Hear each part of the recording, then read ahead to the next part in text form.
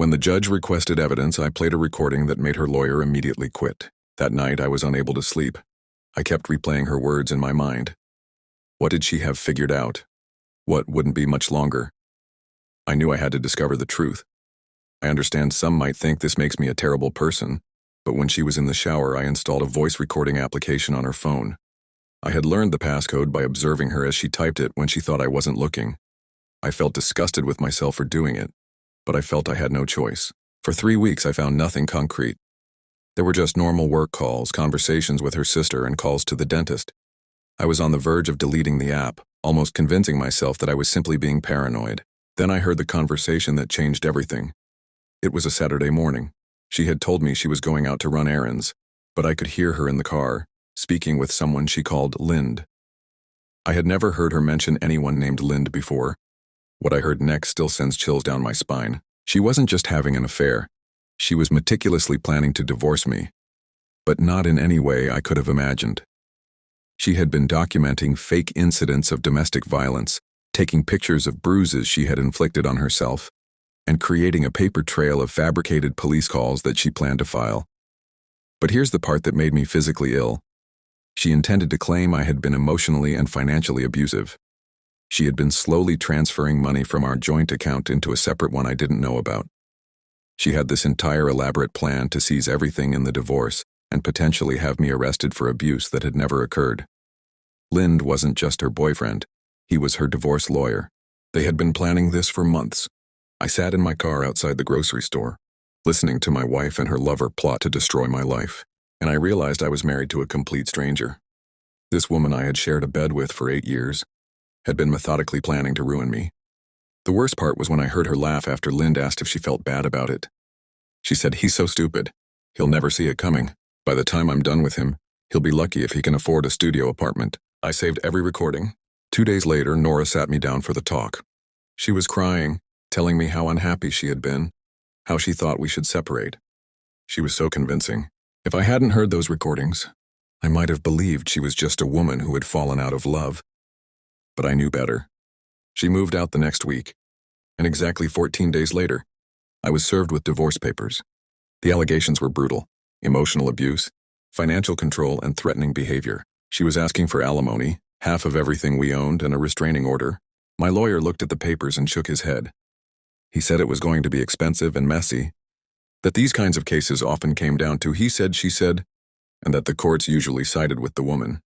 That's when I told him about the recordings. The look on his face was as if I had just revealed a smoking gun, which I suppose I had. We went to court on a humid Thursday morning in June. Nora arrived with Lind, whom I was seeing in person for the first time. He was a tall man in an expensive suit, the kind of guy who looked like he had never lost a case. He was confident, probably thinking this would be an easy win. Nora had prepared a remarkable performance.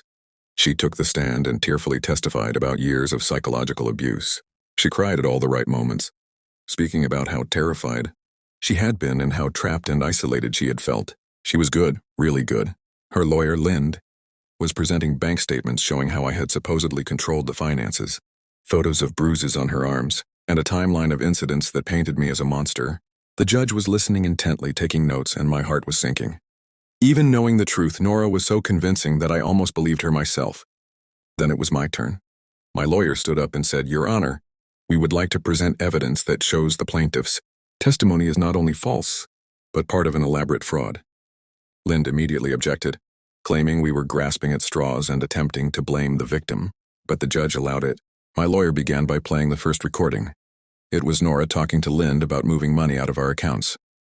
You could hear the exact dates, the exact amounts, everything that directly contradicted her testimony about me controlling the finances.